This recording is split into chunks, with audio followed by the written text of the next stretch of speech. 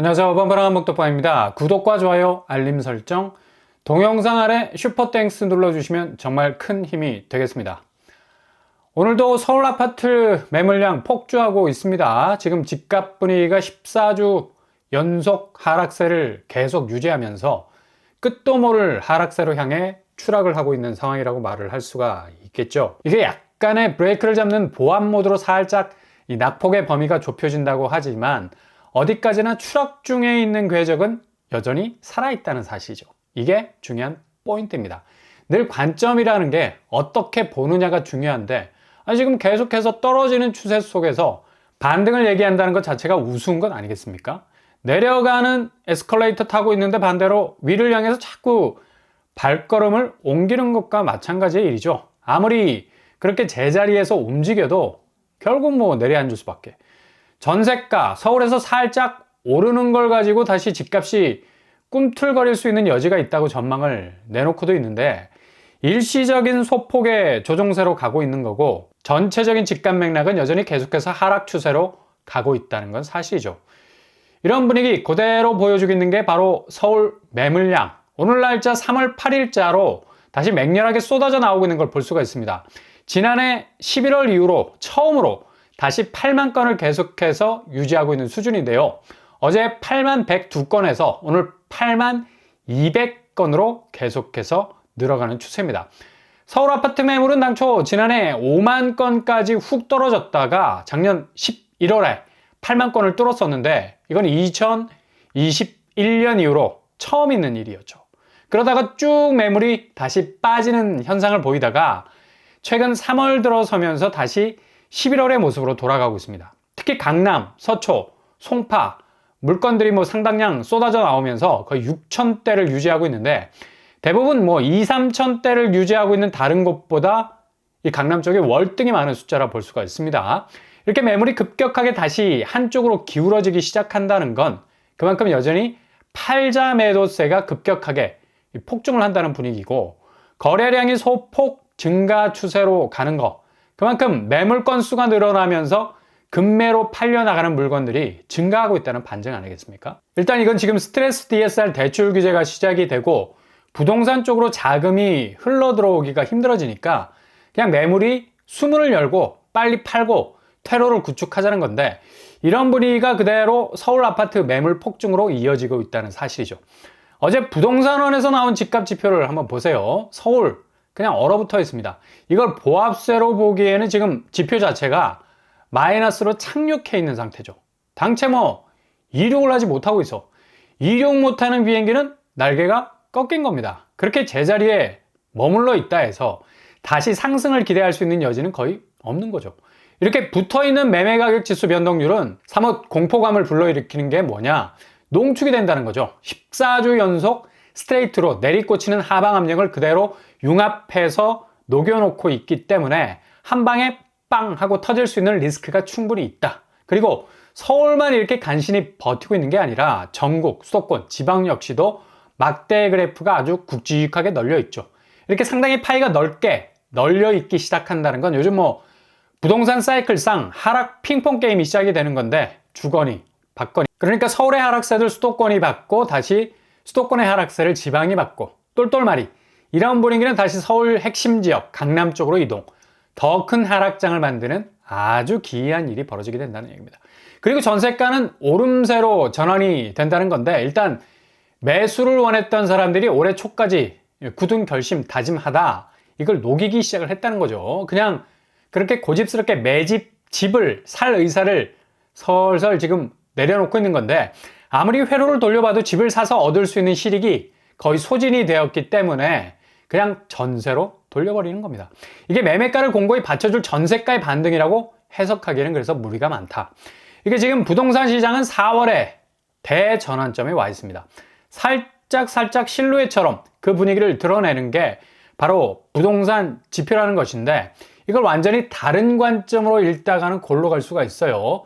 4월 위기설이 단지 한국이 망한다는 말로 받아서는 안 되고 부동산 시장, 특히 집값이 그동안 보여줘왔던 궤적이 완전히 다르게 흘러갈 수 있다는 걸 여실히 보여줄 수 있는 변화 요소들이 정말 그득그득하게 쏠려 있기 때문에 이 부분에서 하나가 무너지기 시작을 하면 전체가 한쪽으로 기우뚱하게 되는 파괴력을 가질 수 있게 된다는 얘기입니다.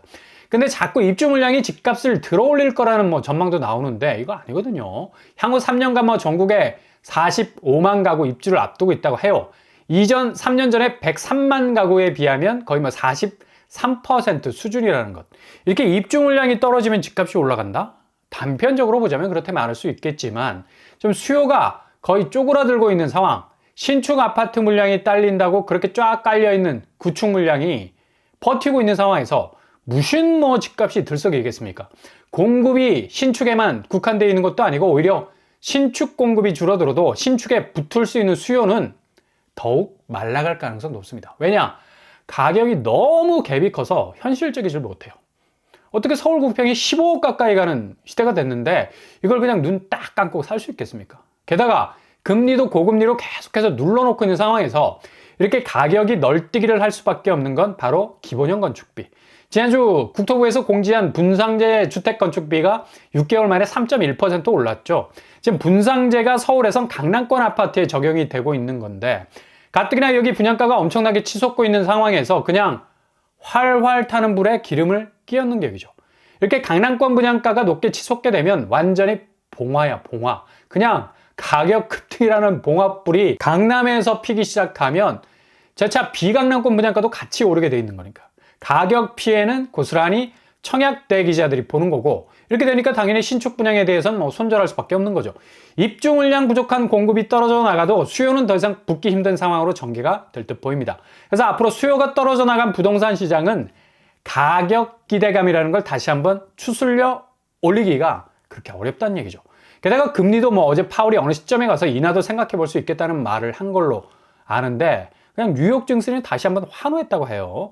무슨 그래 접대 멘트 하나로 주가를 끌어올리는 신박한 주가 상승 요인을 키워드 하나로 들었다 놨다 하는 파월의 힘도 대단한 거고 올해 미국은 기준금리 인하하기 힘들 겁니다. 국내 은행이 파월의 금리 인하에 대한 결단을 못 빠지게 기다리고 있는 건데 다시 주춤한 이 주담대를 공격적으로 끌어올릴 수 있는 분기점이 될 수 있거든.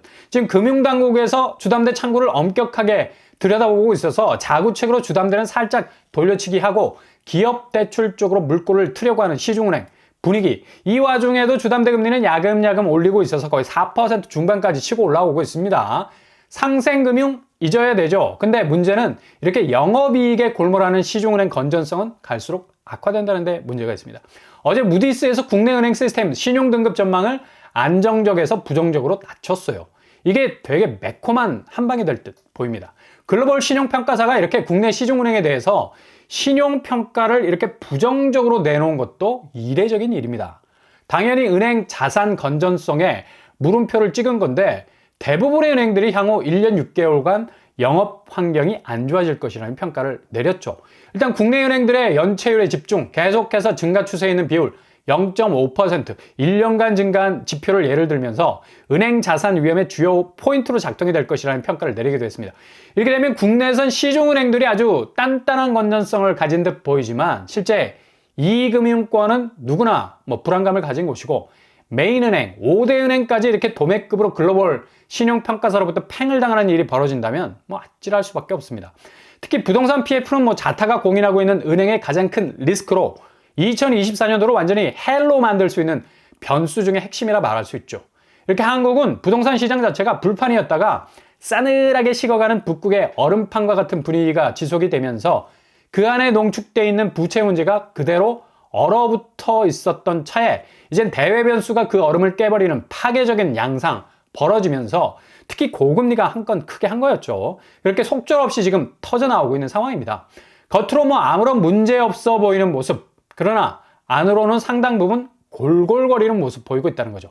이런 단편적인 샘플링, 바로 레미안 원베일리, 최근에 독일 IF 디자인 수상을 했다고 난리가 났어요. 커뮤니티 시설, 지하 공간 건축 부분에서 수상했다고 하는데 최근에는 원베일리 맥주까지 등장하고 거의 고점을 향해서 질주 중인데 그러나 근래 곰팡이가 속출하는 결로 하자 때문에 골머리를 앓고 있죠. 50억짜리 아파트도 결론은 피할 수 없었나 보네. 장기 출장이나 하루 이틀 집을 비우게 되면 참호 주변에 곰팡이가 생기는 참 어이없는 일들이 일어나고 있고, 입주민들 중에는 항의 현수막까지 거는 사태가 발생하고 있습니다. 이거 딱 한국의 부동산 단면을 보여주는 그런 일이라 할 수 있죠. 겉으로 뭐 번쩍번쩍한 듯 보이지만 실상 그 부동산 자체의 모든 자산은 한 번에 무너질 수 있는 부채 위에 서 있다는 사실. 신축이 하자투성이라도 전락할 수도 있다는 이런 단면과 아주 비슷한 이미지를 보여주고 있다고 말할 수 있겠네요.